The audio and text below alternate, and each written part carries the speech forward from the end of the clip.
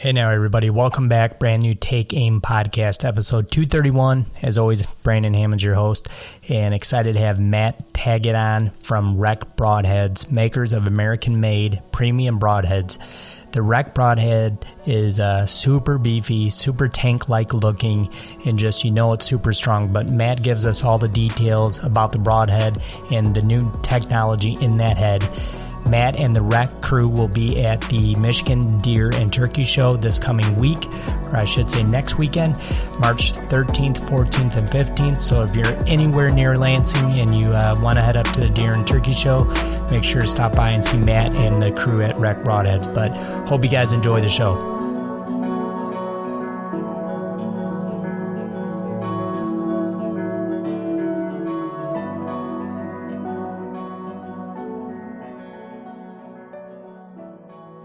All right, guys, we are live, and welcome back to a brand new Take Aim podcast. And this week, I have Matt Tagget on from REK Broadheads. Matt, what's happening? How's it going, man? I appreciate you inviting me to be on. Not a problem, man. Super excited to have you, and always excited to talk about new products that come to the bow hunting world, and let alone one from my home state that I think is going to be a real big hit. But super excited to promote anybody from Michigan, and looks like you have an awesome product that's out, so I definitely wanted to talk to you about it. But give us a little background, Matt, on kind of just where REK is based out of. I believe I know, but kind of tell me how you guys got to from where you are, from concept to the name, and like just kind of the beginning, the roots of REK Broadheads, I guess. So we're a new company here. We're based in the mid-Michigan area, more specifically out of the Frankenmuth area.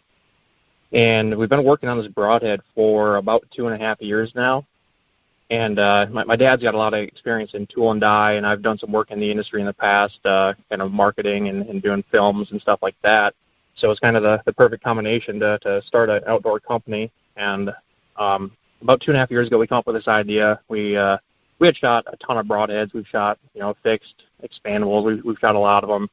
And we noticed a few flaws in designs of some of the expandables that were out there, and we wanted to come up with our own design, something that we could trust and something that we felt we could make a little better.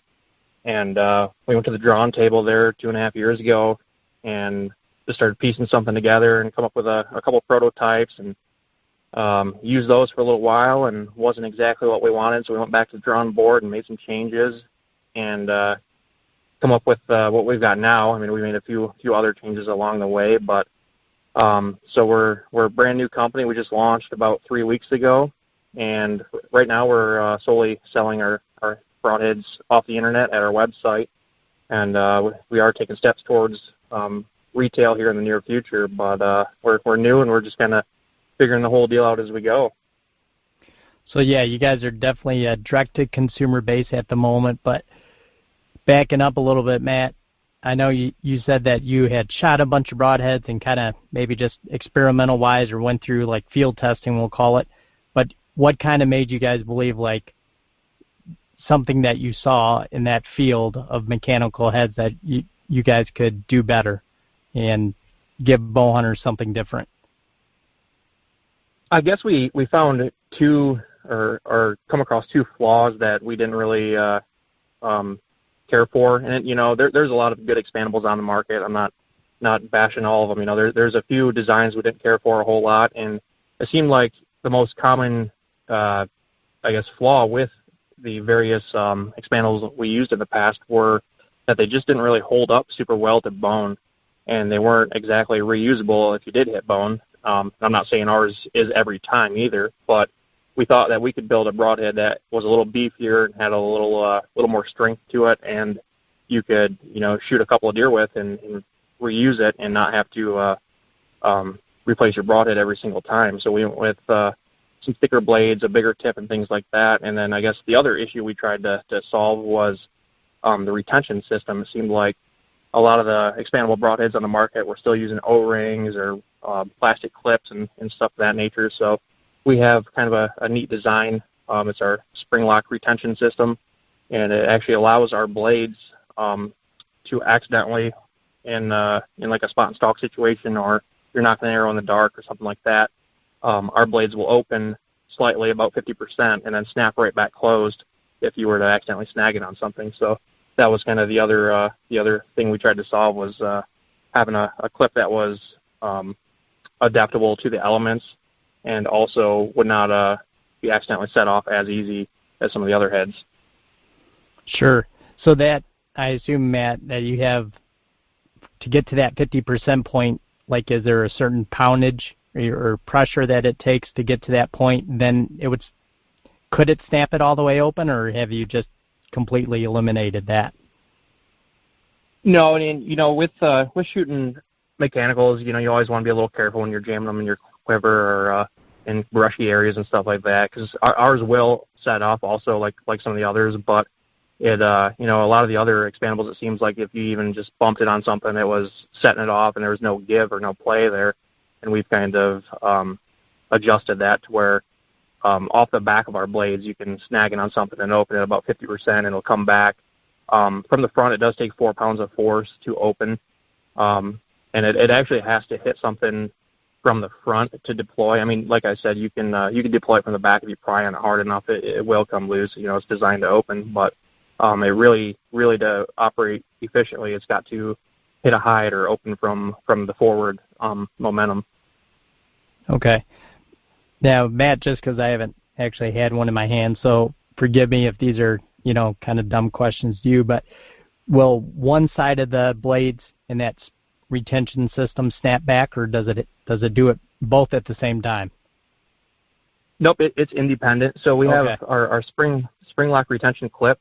It's a little clip that goes in between the tip of the arrow, or the tip of the broadhead, and the ferrule, and it sits in there, and it's got two little arms, or two little wings, I guess you could call them, one for each side of the blade.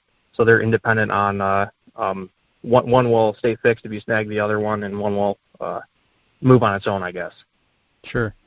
Yeah, one thing you definitely say about everything I've seen on your broadheads, from your guys' website to the Instagram photos, you guys have built definitely a meatier, more tank-like version of a broadhead compared to a lot of the competitors.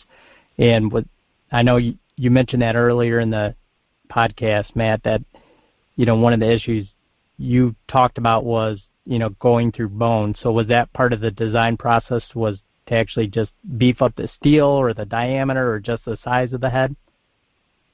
It was. We made our first few prototypes, and we were kind of looking at how we could, I guess, make the broadhead look more cool, because it was just a beefy, stocky looking broadhead, and didn't have the cool cutouts and grinds and different designs that some of the other broadheads have out, and it just looked kind of tough and not as cool. It was just kind of a utility look, I guess. And we got looking at different strength tests and everything, and realized that if we start pulling material off this thing, we're just going to lose strength. And we were at our weight that we needed, and we were like, why don't we just leave it the way it is, because it's got more material and it's stronger, and that's what we were going for. So we just didn't want to take a whole lot off it to just make it look flashy. Yeah, I don't blame you. I mean, part of the uniqueness of your head is that it does look like that, actually, and that it looks so tough and very industrial looking, if I may say. But I mean, it looks like I can literally shoot it through a cinder block wall. I mean, it looks as tough as nails. So that's to me is unique, and kind of gives a guy a lot of confidence just for looking at it that it's going to be that tough. Yeah, definitely. It's I mean, we've put it through a lot of different tests, and I mean, we've shot a lot of deer with these things over the past 2 years, and we've had a few shoulder shots, and we've hit bone and stuff like that, and we've been very impressed with the way they've held up, and that's why we went with a thicker blade too. We went with a 39,000 thick blade, which I know there's a few other mechanicals out there that have blades that thick, but it seems like a lot of them are thinner than that. And we just kind of wanted a premium grade material for the blades that would also not bend or snap off, and kind of the whole package was just to beef everything up was our goal. No, that's a really thick blade. I don't know if there is any. I mean, you probably know, but offhand, I can't think of anybody that has blades that thick. But I mean, it was just recently that we got past 30 and then 32. So to go 39 is a really super stout blade. and that's pretty impressive, no doubt. I mean, I would assume at that size, they're not coming out the other side all bent and tore up, so to speak, because I've seen that quite a few times on some of the heads I've shot in the past.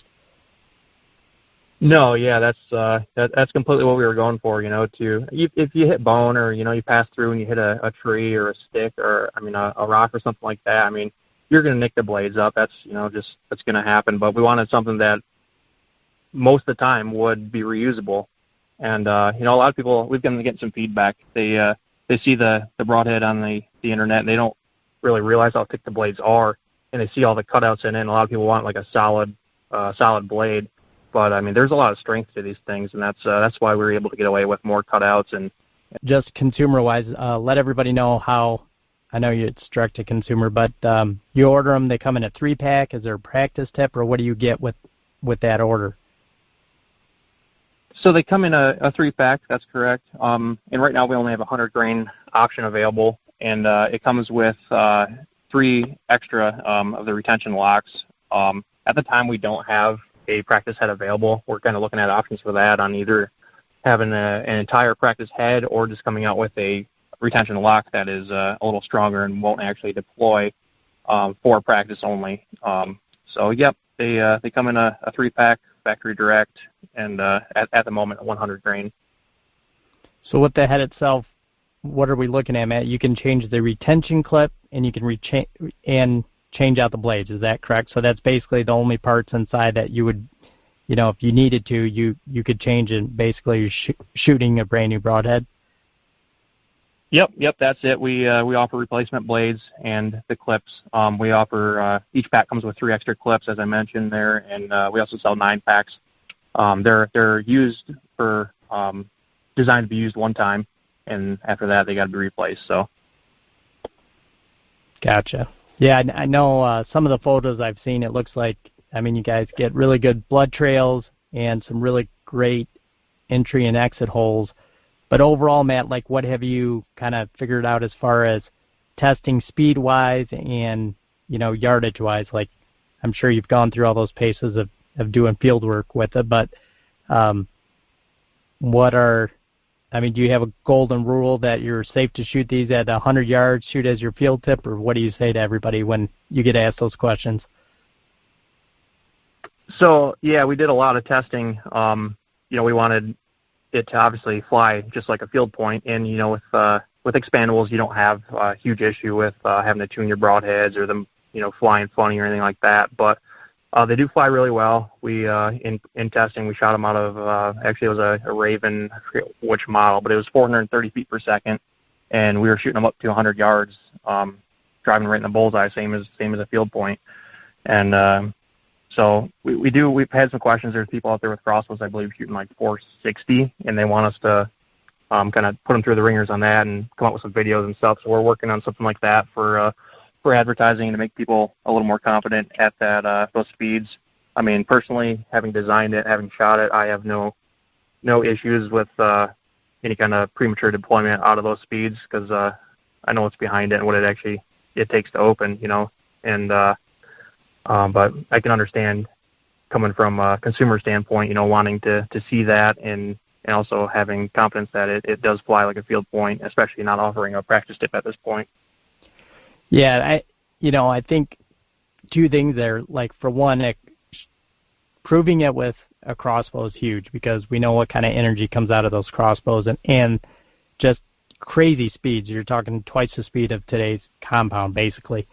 And, I think it's such a great way to kind of introduce and kind of just cement in people's mind, which I think is the selling point to your guys' broadhead, is that retention clip, that you're going to be able to shoot that thing at immense speeds and never have to worry about O-ring breaking, snapping off, rubber band dry rotting, all those issues you've taken away with that retention clip, which I think is really cool. Yeah, and there's a lot of people are probably pretty skeptical about it, especially being a new company. Not a lot of people have them in their hands yet, and we're brand new to the market and everything. So, there's a lot of people not sure of the concept and, want to want to test it themselves or hear a really good review on it before they actually break down and buy a set. But we've had just really good luck with it, and I guess I kind of lost my train of thought there where I was going with that. No, I was just talking about the retention, system, about how I believe that's going to be one of the main selling features is, it putting, some of those videos together that you're just saying, and I think that part of the videos is going to be huge, to people. That, to me, is what really sets your broadhead apart is, no O-rings, no rubber bands, and, kind of foolproof way to keep those blades, nice and tight inside that broadhead until it hits something. For sure, and being a new company, it's kind of a little tricky, building people's trust in your broadhead and in your system and stuff. And it's not like this is just a big gimmick here or junk or anything. We really have tested the crap out of these things, and we trust them 100%. Over the past 2 years, we've had a lot of really good luck with them. And it's just the advertising is kind of the tricky part, and getting these in people's hands and getting some good reviews on them and stuff to where people can start to see that it is a good broadhead and it's worth putting in your quiver. Yeah, for sure. And I think everybody has to know at this point, like, we've been really fortunate with the way the broadhead market has emerged the last couple, 3 to 4 years. There's a lot of different options right now, but with that being said, you had to really see something that needed improvement for you to come to the market and kind of battle all of that, as an independent guy. There's, like you said earlier in the podcast, there's some great ones and not so good ones, but, I just think that alone should give people a lot of faith in that head that, you were willing to say, like, there is a flaw out there and this head has fixed it. So I'm definitely, kind of excited to potentially shoot some this year and see what it can do because, in my mind and studying different broadheads, and I love gear and I'm kind of like a tech guy, it seems like the concept should work flawlessly. And, I just think it's unique. And like I said, I don't know what made you, Matt, kind of like want to face all that, because I know the broadhead market is so stiff, but that it must have taken a kind of lot of courage, a big set of balls, so to speak, to get in that field and do it. Well, that's just, like I said earlier, we're big bow hunters.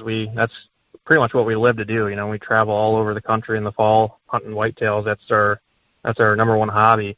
And we've got a lot of friends bow hunt too, and we've just heard a lot of the different complaints and different issues people were having with expandable broadheads. And it seems like for a while there, a lot of people kind of lost trust in expandables because, there's some good ones out there, but, maybe somebody had a bad experience with it. And maybe it wasn't even the broadhead's fault, but they get on the internet and start bashing, this broadhead, it didn't open, or this happened, whatever, who knows the story. But, broadheads have kind of lost, or expandables have kind of lost that trust amongst a lot of bow hunters.